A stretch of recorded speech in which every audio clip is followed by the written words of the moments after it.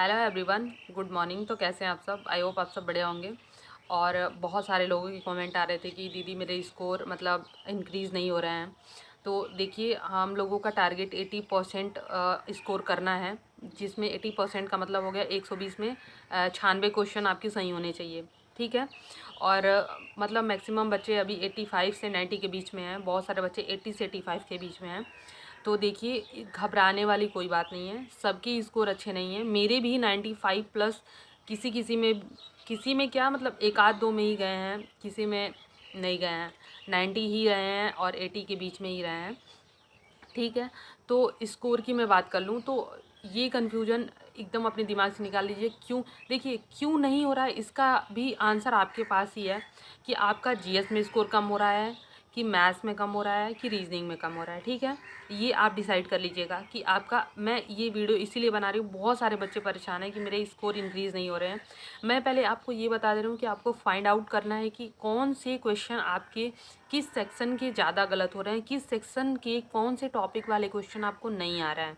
ठीक है। सबसे पहले आप जितने भी अभी तक मॉक टेस्ट लगाए हैं, 5, 10, 15 जितने भी लगाए हैं, उसमें आप सबसे पहले ये देखिएगा कि जीएस में अगर नृत्य से क्वेश्चन आए हैं, त्यौहार से क्वेश्चन आए हैं, या मेडिवल हिस्ट्री से क्वेश्चन आए हैं, एंशिएंट जियोग्राफी या इकोनॉमिक, जिससे भी क्वेश्चन आए हैं, किसमें मेरे लगातार गलत हुए हैं। जैसे मान लीजिए कि आज मैंने टेस्ट दिया, उसमें नृत्य गलत हो गए आज के टेस्ट में।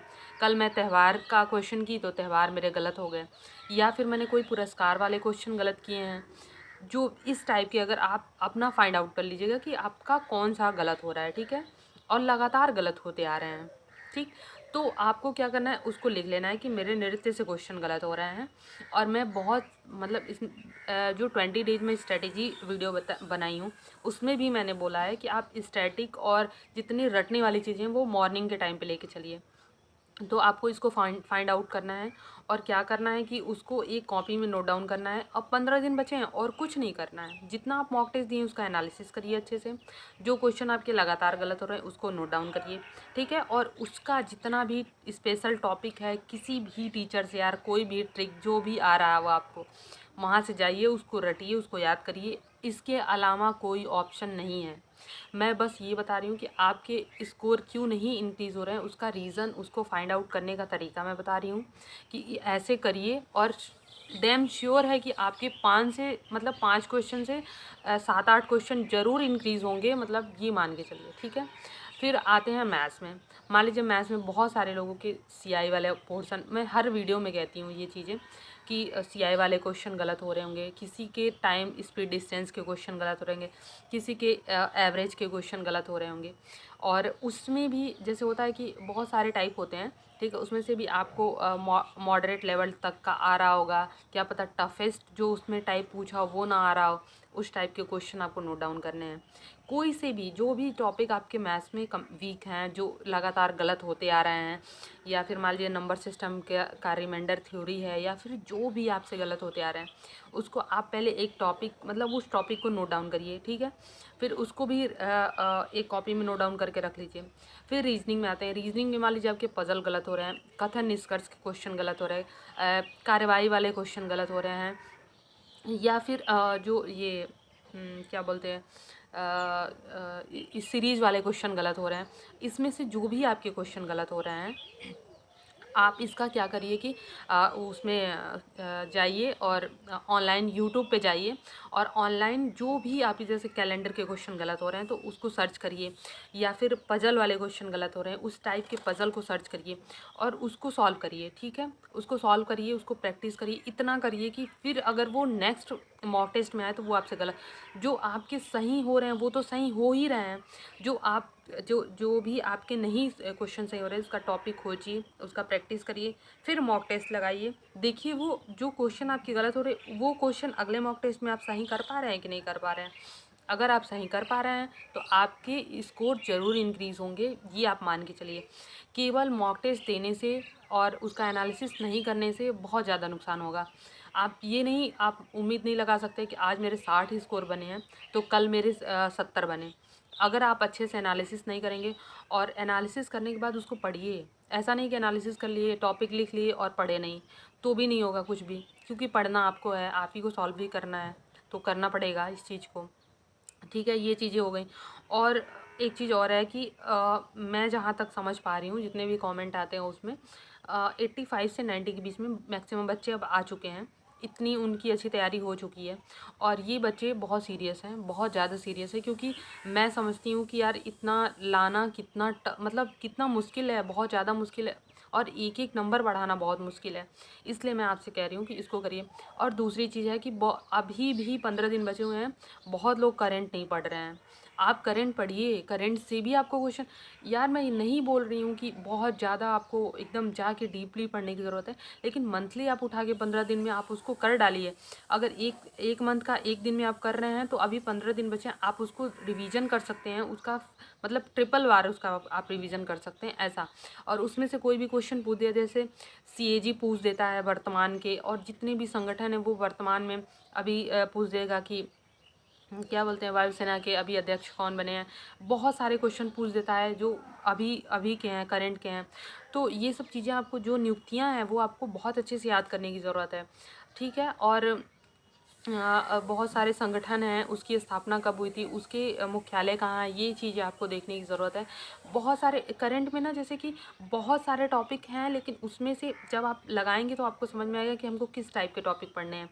जैसे कि जितने भी पद्म विभूषण से सम्मानित हुए हैं, उसमें कितने जैसे नृत्यांगना हैं, जितने भी वो लोग हैं उनको आप छाट लीजिए, क्योंकि नृत्य से क्वेश्चन पूछता है तो करंट में भी वो ऐड करके पूछ सकता है कि संगीत अकादमी अवार्ड अभी 2023 का किसको मिला है, और कथक में किसको मिला है, और ये सब चीज़ें करंट की हैं। ये कोई ज़रूरी नहीं है कि आप इससे नृत्य ही पूछे, करंट में भी वो पूछ सकता है क्वेश्चन।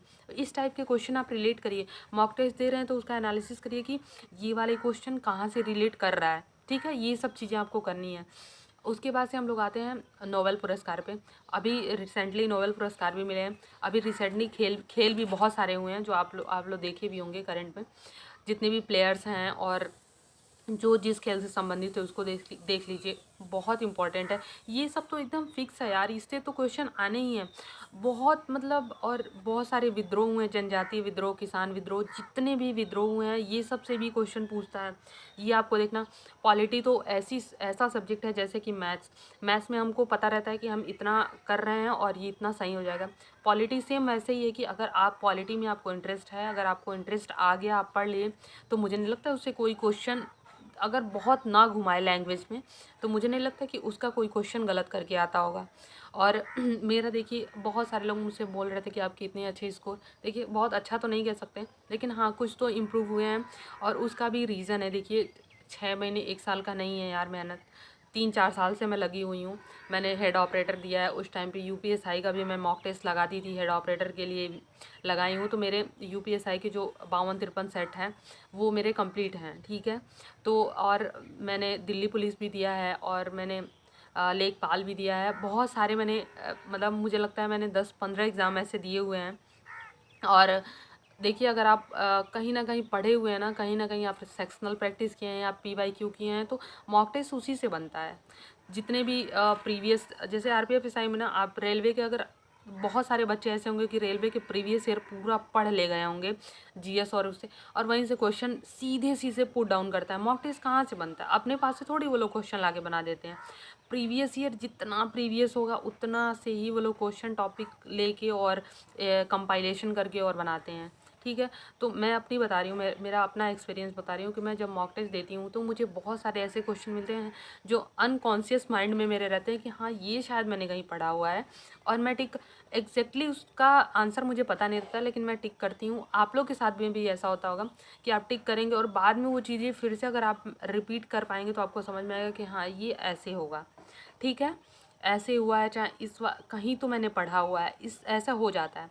तो इसीलिए बार बार बोला जाता है कि प्रैक्टिस बहुत ज़्यादा ज़रूरी है। प्रैक्टिस करते रहेंगे ना तो कुछ भी, आप लेटे रहिए, चलते रहिए, कहीं ट्रैवल कर रहे हैं, जाते रहिए, तो भी आप सेक्शनल खोल के मॉक टेस्ट दे लीजिए। सही ना हो जितने भी हो उससे नहीं मतलब, लेकिन उसका एनालिसिस कर लीजिए। एक बार वो वीडियो दे, एक बार वो सॉरी, जो भी टेस्ट लगाए हैं उसको अच्छे से उसका एक्सप्लेनेशन देखिए कि हाँ ये ऐसे ऐसे है। अगर आप 2-3 बार ऐसे करेंगे ना, आपको चीज़ें खुद लगेंगी। अगर आप मेरे कहने से, आप मान लीजिए आप जीएस के प्रीवियस ईयर का, केवल जीएस का 10 सेक्शनल आप केवल जीएस का मैं बता रही हूँ। और मतलब इसको करके आप देखिएगा, डैम श्योर मैं होके कह रही हूँ, आपको क्वेश्चन मॉक टेस्ट में ज़रूर मिलेगा। मान लीजिए जीएस का सेक्शनल आप लीजिएगा 10, और आप 2-3 दिन में उसको 3-3, 2-2, 4-4, 5-5 सेट करके ऐसे क्लिक बस करते जाइएगा। क्लिक करके जितने क्वेश्चन आ रहे हैं नहीं आ रहे हैं सब कर दीजिएगा क्लिक, ठीक है। फिर उसको अच्छे से एनालिसिस करके उसका देख लीजिएगा आंसर अच्छे से। 10 सेक्शनल टेस्ट की मैं बात कर रही हूँ। उसके बाद आप मॉक लगाइएगा, मुझसे लिख के ले लीजिए कि आपको सीधे सीधे मॉक में क्वेश्चन नहीं मिलेंगे तो आप मुझसे आगे बोलिएगा, ठीक है। ऐसे हैं करंट, आपको जैसे मैं बता रही हूँ कि एक एक दिन में एक एक मंथ का पढ़ते जाइए, रिवीजन करते जाइए, क्योंकि 15 दिन बचे हैं, इसमें और कुछ नहीं हम लोग कर सकते हैं, ठीक है। और एक मैं वीडियो अभी लेके आऊँगी जिसमें मैं बताऊँगी कि सबसे पहले कौन सा सेक्शन हम लोगों को सॉल्व करना है और क्यों करना है, उसका मैं रीज़न भी रखूँगी। और वैसे आप लोग करते जाइएगा। मुझे नहीं लगता है कि क्या बोलते हैं कि आप लोग के स्कोर नहीं इंक्रीज़ होंगे। जितना मैं बताई हूँ यार, प्लीज़ आप लोग करिएगा। और कमेंट मतलब मत करिए, मतलब उस पर काम करिए। ये जो मैं वीडियो ला रही हूँ, ये मैं वीडियो इसीलिए लाई हूँ कि आप लोग कमेंट कम करिए। और जो भी हैं कि मेरा दीदी ये मतलब नहीं हो पा रहा है, अक्सर जीएस में दिक्कत आ रही है, सबकी जीएस वाली दिक्कत आ रही है। मैं इसीलिए बोल रही हूँ कि आप लोग प्लीज़ आ जाके PYQ का सेक्शनल या जो भी टेस्ट का सेक्शनल जीएस दिया हुआ है, प्लीज़ आप उसको जाके करिए और एकदम अच्छे से करिए। 10 कम से कम 10 लगाइए, उसके बाद आप मॉक टेस्ट में आइए। देखिए आपकी जीएस में स्कोर ज़रूर इंक्रीज़ होंगे, ज़रूर से ज़रूर होंगे। जितने भी प्रीवियस मॉक टेस्ट दिए हैं उसका जो भी टॉपिक गलत हुआ है उसको नोट डाउन करिए, उसको पढ़िए और फिर मॉक टेस्ट लगाइए। आपके स्कोर इंक्रीज़ नहीं होंगे तो आप आके मुझसे बोलिएगा, ठीक है। इतना ज़रूर करना है आपको। और देखिए एक चीज़ और इंक्लूड कर दे रही हूँ मैं, कोई भी हो, किसी का भी आप वीडियो देख रहे हो, चाहे मेरा चाहे किसी का भी, स्कोर किसी से भी कंपेयर मत करिए। सबकी अपनी अपनी स्टेमिना है, सबका अपना अपना एक्सपीरियंस है। अगर आप बहुत मतलब अभी बिगनर्स हैं, अभी एक साल हुए हैं, 1.5 साल हुए आपको तैयारी करते हुए, तो देखिए बहुत जो टू गुड लड़का होगा या लड़की होगी उसके स्कोर शायद RPF SI का अगर वो मॉक टेस्ट देता होगा तो 80 से 85 होगा, सही बता रही हूँ मैं। नहीं तो जितने भी बच्चे 90 हैं, 95 हैं, सब 3-4 साल 5 साल से लगे हुए हैं यार। सब फाइनल से कहीं किसी से आउट है, मेरिट आउट है, इस वजह से उन बच्चों का स्कोर इतना अच्छा हो रहा है। कहीं ना कहीं उनका बहुत स्ट्रगल रहा है, बहुत एक्सपीरियंस रहा है, तभी हो रहा है। और सबका हो जाएगा, ऐसा कुछ नहीं है कि आप भी खूब ज़्यादा प्रैक्टिस करिए, खूब ज़्यादा इन्वॉल्व रहिए पढ़ाई में, देखिए आपके भी स्कोर इंक्रीज़ होंगे ज़रूर, ठीक है। चलिए अभी मैं दूसरा एक वीडियो लाऊंगी जिसमें मैं मॉक टेस्ट का बताऊंगी कि मैं कैसे मॉक टेस्ट सॉल्व करती हूँ और मैं कम से कम कैसे गलतियाँ और क्या चीज़ें मैं कंट्रोल करके चलती हूँ कि एक्यूरेसी अच्छी रहे, स्कोर अच्छा है, इम्प्रूव हो, ठीक है। तो ये वीडियो उन्हीं के लिए है जिनका बहुत ज़्यादा जिनको दिक्कत था, मैं बता दी हूँ। प्लीज़ आप लोग ये काम करिएगा और आपके मतलब स्कोर ज़रूर इंक्रीज़ होंगे, मतलब बहुत ज़्यादा अच्छा आपको रिज़ल्ट मिलेगा इस चीज़ का। चलिए ठीक है, टेक केयर, बाय बाय। फिर मिलते हैं नेक्स्ट वीडियो में, तब तक के लिए बाय बाय।